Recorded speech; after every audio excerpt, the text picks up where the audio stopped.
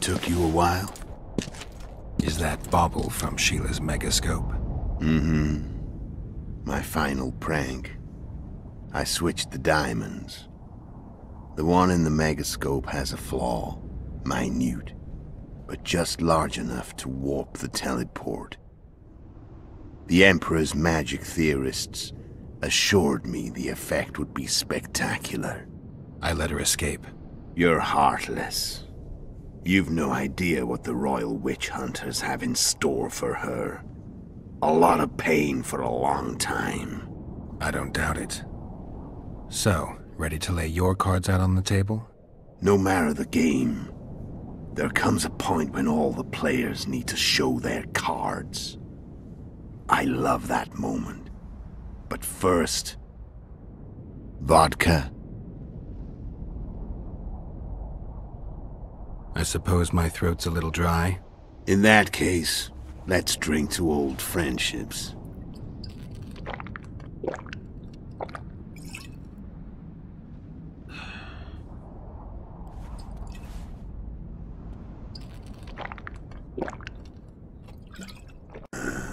Recovered your memory yet? Not entirely. Remember how we first met? Yeah, I saved your life. Couldn't think of a nicer way to pay me back? Frankly, I couldn't. I mean, taking care of another man's woman, Yennefer. I can't fathom what you saw in her, but I suppose there's no accounting for taste. The winter solstice 1270. Midinvern, the night of magic. Letho wasn't lying, the hunt had stopped. At the Hanged Man's Tree, the spectral riders selected from among those they had taken. Yennefer was among them.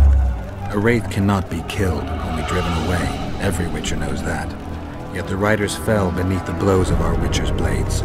Crimson blood flowed from under their dead men's armor. We could not kill them all. They were simply too many. A stalemate. He was different from all other elves. There was no shame in his gaze. He had never suffered persecution. He had endured no massacres. Humans had not taken his land. This elf was not of this world. He was an invader. We struck a deal. My soul for that of Yennefer. He agreed without hesitation.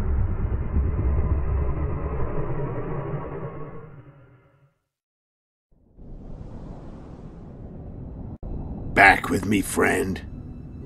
Got the feeling you left for a minute. Memories. I remember the Hanged Man's Tree and the Wild Hunt. I remember the exchange. Me for Yennefer.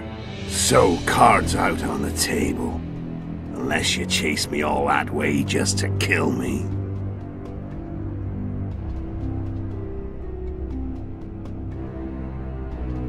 I chased you for lots of reasons. You owe me some explanations to start with. Let's say I do. Tell me about Yennefer. What happened after I departed? She was feverish for several days, delirious, in agony. We thought that was it. Was on her way out. Somehow she recovered. But even then she was disoriented. Amnesia like you. What then? Well, the woman turned out to be quite a character.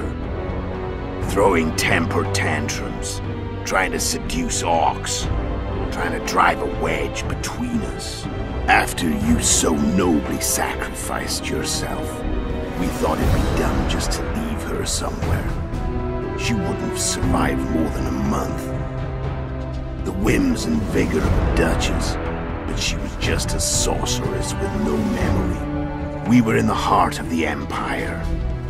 And as I'm sure you know, Geralt, in Nilfgaard, mages who behave like that either drop their bad habits quickly, or are drawn and quartered by horses in the middle of Victory Square. So I heard. So we set out, wandered through the provinces. Everywhere we went, she got in trouble and we pulled her out. And then one day they captured us. The Imperial Secret Police. The Orcs, Serret, and Yennefer. Imperial Secret Police? Mm-hmm. We were separated, and they questioned us. Long and thoroughly, but it was uneventful, no violence. That's how I met Vatia de Rideau, and a couple of weeks later, the Emperor himself. Me. A simple witcher. What happened to Yennefer? I don't know. Never saw her again. The Emperor offered me a mission in the northern kingdoms. As for Yennefer, I had the feeling she was somehow important to Emir. As I see it, they learned of the Lodge from her. Those Imperial spooks have their ways.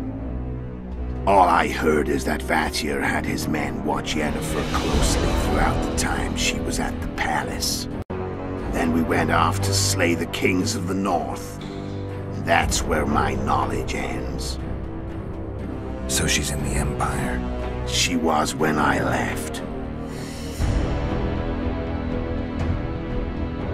How did you know where we'd find the Wild Hunt? Every witcher who wears the viper around his neck knows the place. We had so many books and scrolls about the hunt that I used to think our school was founded for the very purpose of solving the riddle of the spectral riders. Know who they are?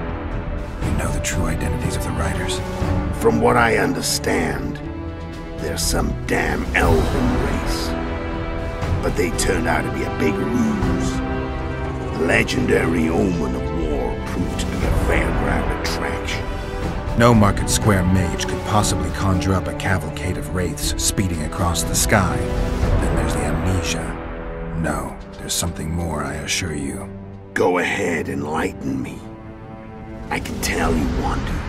There are a lot of legends and myths about it, but the Wild Hunt is a fact. I've fought and killed many of its wraiths. They were spectral emanations, the avatars of real riders. The riders we ran into by the Hanged Man's Tree. Are you telling me you were carried off by elves? Real material sons of bitches like the ordinary kind we deal with in this world? They may be ordinary in their world, but they're strangers in ours. The conjunction of spheres. Know the theory? Do you know how monsters appeared in our world? There's not a witcher who doesn't know that. So you know there are other spheres. The most powerful of our mages can open passages between these worlds, and they usually do that to summon the monsters we then have to hunt. The elves we saw come from another world, and they weren't summoned. They found the way on their own. It's not exactly easy, so they usually send their spectral emanations. They come in person on special missions. As they did for you and Yennefer. So, elves from another world and their trained wraiths. What do they want from you? I've got an idea, but that's not your concern. How did a witcher agree to kill humans at another human's bidding? At the Emperor's bidding, Geralt. And he's no ordinary human. The rulers of the North come up to about where his Pauline's end. Why? Simple. He promised to rebuild the School of the Viper, the Witcher's Order where I came to be. Witcher's schools in the south fell into ruin long ago, and Witchers themselves became internal exiles, banned from entering most cities. Besides Seret and Ox, I know of 2 other Witchers of the School of the Viper who should be alive and on the path. I don't know where they are. Haven't seen them for years. Now they can come out of hiding. They can come home.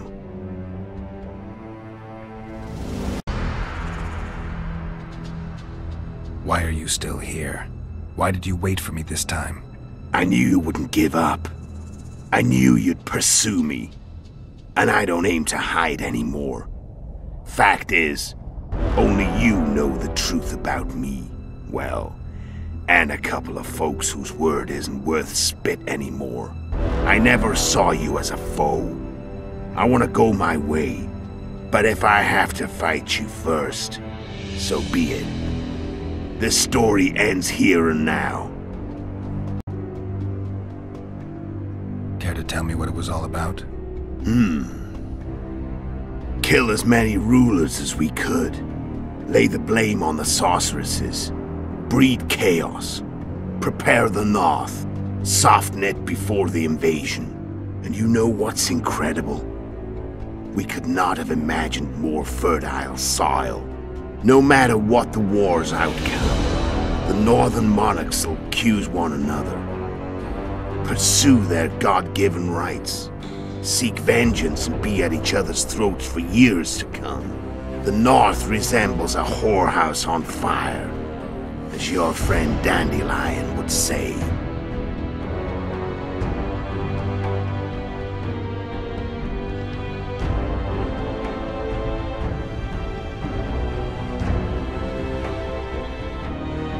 How did you manage to contact Sheila? It wasn't a problem once I learned of the Lodge's existence. Initially, she watched my every move. But sooner or later, everyone starts treating me like a big oaf. I mean, I can't change how I look. I stayed close to Sheila, killed a few beasts for her, and whined about how unhappy I was, how unfair the world was. So much, in fact, that I actually got her gander up a few times. I made sure a few potentially trustworthy witnesses saw us together, could link us. Security in case I was captured. I also prepared to assassinate the King of Kavir. Esterad Tyson was to be the first victim of the mysterious assassins. But before I could do the dirty deed, she asked me to slay Demavend. The gods had smiled upon me. I couldn't believe my luck. Here I've been trying to figure out how to frame Sheila, and now all I needed was to carry out her orders and follow through. Where'd you get your information about the Lodge? From the Emperor and Vatir de Rideau, the Emperor's chief spy.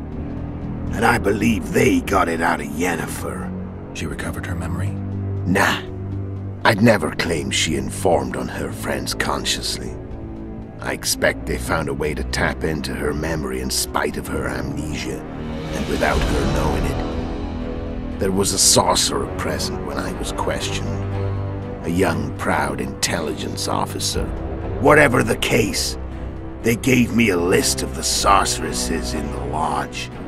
Only Emir, Vatir, and I were present. Only we knew of the mission. How do you manage to slay Demavend? Sheila's magic. I mean, she could give us the king's every move. His habits, the positions of the palace guards, anything. All we had to do was navigate the labyrinth and land the final blow. Besides, she had plenty of gold for the preparations. Greased palms abundantly. It had all the makings of a cakewalk, but it's never that easy. We barely avoided our pursuers, and we wouldn't have if not for Yorveth Scoia'tael, another of Sheila's ideas. With Yorveth's elves, not only did we cut down Demavend, but traveling with them put us out of the Lodge's reach. We could calmly plan Foltest's and Hensel's assassinations. How did you know Foltest would come to the monastery's solar? Yorveth and I planned Foltest's murder. The King of Temeria would have to deal with the Lavalette sooner or later, and he made no secret of it. I was sure he'd want to recover his bastard children in the process.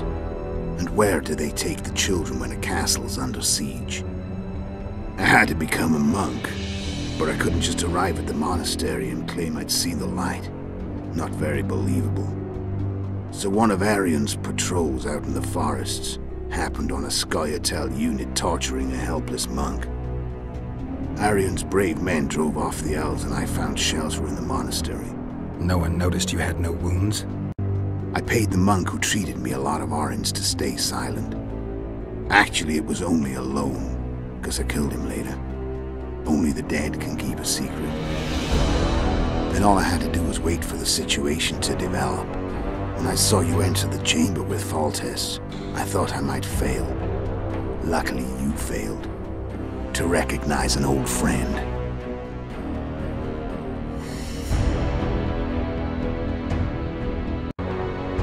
When did you decide to get rid of Yorvith? As soon as I realized I couldn't manipulate him. A true fox, that one. He was so observant, so dangerous. I got the sense he might see through me at any moment. You made a mistake. You were untouchable as long as the Scoia'tael were protecting you. Maybe, but with Yorvith, my hands were tied. If I'd finished off Kieran... But you didn't. And that allowed me to drive a wedge between you and Yorvith. I forced you to flee. And I let you live. You know I could have killed you. You're forgetting. No, I remember.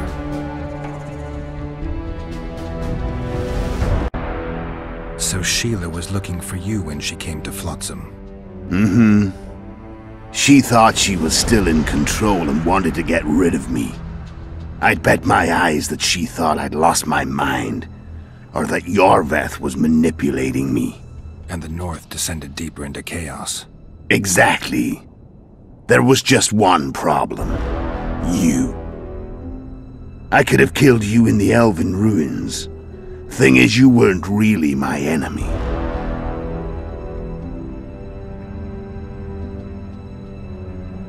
Shame you didn't take a shot at Henselt yourself.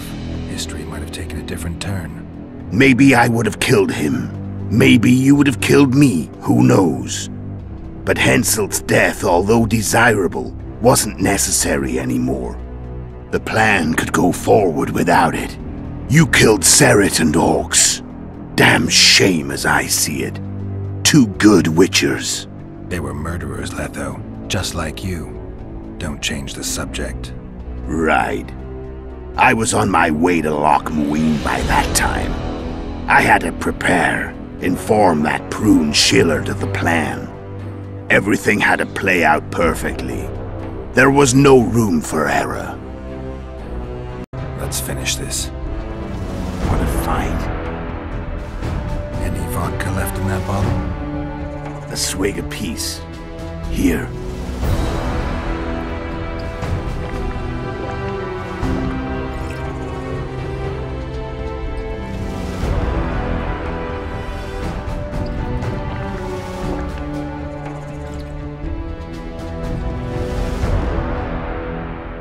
The Imperial army is probably crossing the Yaruga as we speak.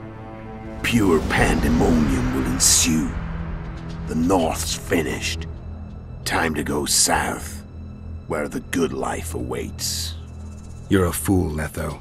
Both you and your Emperor are forgetting one thing. Misfortune brings people together. Very shortly, the North could be united like never before, thanks to you. But that's just not my concern anymore. I'm not your foe. I never was. Let me walk away and I will.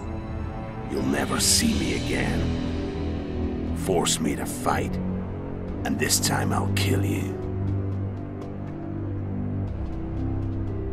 I've learned all I wanted to know. I can feel the memories coming back. Your death won't change a thing. Go where you will. Just like that. No threats. No words of wisdom. You going or not? Farewell, Geralt.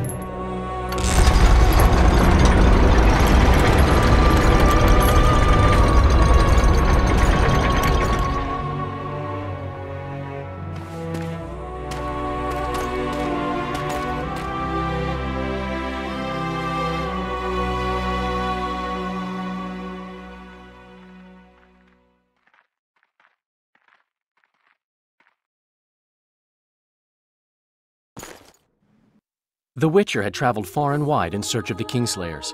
In Flotsam, he slew Bernard Laredo, but few mourned for the Commandant. Flotsam remained Temerian, while command of the garrison and town went to a Vizima noble, a sworn enemy of Kedwen and an avid angler.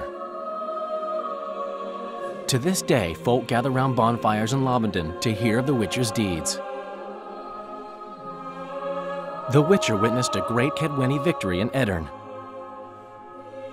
At Vergen, Henselt's army crushed Saskia the Dragonslayer's motley force, ending the springtime of races. Soldiers of the Unicorn swarmed over the Pontar Valley. As it had before, powerful Kedwen swallowed Upper Edirn whole. Yet subsequent events would render Henselt's triumph short-lived. With Foltest slain, Temeria's barons began to vie for the throne. Many dreamt of donning the crown, yet none could assemble the allies required to snatch it. The kingdom's last hope, as it teetered at the edge of civil war, lay in Little Anais. Natalis was named regent and ruled the land, yet the girl was the living symbol of the realm's salvaged unity. A tempest descended on the north, at least partly the work of manipulative mages. It seemed the turmoil in Temeria, Edirn, and Kedwen would benefit them most. Common folk turned against sorceresses and all magic freaks, witchers included. Castles that had hitherto welcomed mavens of the magic arts now shut their gates to any who sought shelter there. A witch hunt ensued.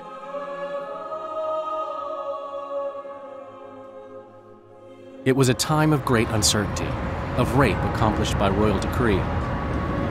Yet as the days seemed, we who had in some way shaped the world's fate finally received some respite. Zoltan resumed the quest for his beloved's hand, and I laid my head in the laps of the muses. Who could have known this tempest which had ravaged the north was but a harbinger of darker days, and the preamble to an entirely new tale of Geralt of Rivia.